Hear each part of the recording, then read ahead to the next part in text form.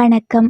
சமையல் மந்திரம் நிகழ்ச்சிக்கு உங்களை அன்போடு வரவேற்கிறேன். இட்லிக்கு நம்ம சாப்பிடக்கூடிய சாம்பார் ஹோட்டல் சுவை போல நல்லா கெட்டியாகவும் சுவையாகவும் எப்படி தயாரிக்கிறதுன்னு ஒரு முக்கியமான ரகசியத்தை பத்தி தான் இன்னைக்கு நம்ம பார்க்க போறோம். இட்லி சாம்பார்னு சொன்னாலே அது தண்ணியா இருக்கக்கூடாது. ஹோட்டல் சாம்பார்ல மட்டும் அந்த கெட்டியான அடர்த்தியான சுவை எப்படி வருதுன்னு யோசிக்கிறீங்களா? சாம்பாருக்கு அந்த சரியான கெட்டித்தன்மையை கொடுக்கறதுக்கு நம்ம ஒரு எளிய பொருளை சேர்க்க போறோம். அது என்னன்னா கடலை மாவு தான். ஆமா, இந்த கடலை மாவை சேர்க்கறது தான் இந்த ரகசியம். இந்த கடலை மாவை எப்படி பயன்படுத்தணும்னு பார்க்கலாம். நீங்க வழக்கம் போல சாம்பாருக்கு பருப்பு காய்கள் எல்லாம் சேர்த்து புளித்தண்ணீர் ஊத்தி சாம்பார் கொதிக்கிற சமயத்துல இப்போ ஒரு சின்ன கிண்ணத்துல 2 ஸ்பூன் கடலை மாவு எடுத்து அதுல கொஞ்சமா தண்ணீர் சேர்த்து கட்டிகள் இல்லாம நல்லா கரைச்சி எடுத்துக்கோங்க. இந்த கடலை மாவு கலவைய தோசை மாவு பதத்துல இருக்கிற மாதிரி பாத்துக்கோங்க. சாம்பார் நல்லா கொதிச்சு வரும்போது அடுப்பை லேசா குறைச்சு வச்சுட்டு இந்த கடலை மாவு கலவைய சாம்பார்ல ஊத்தி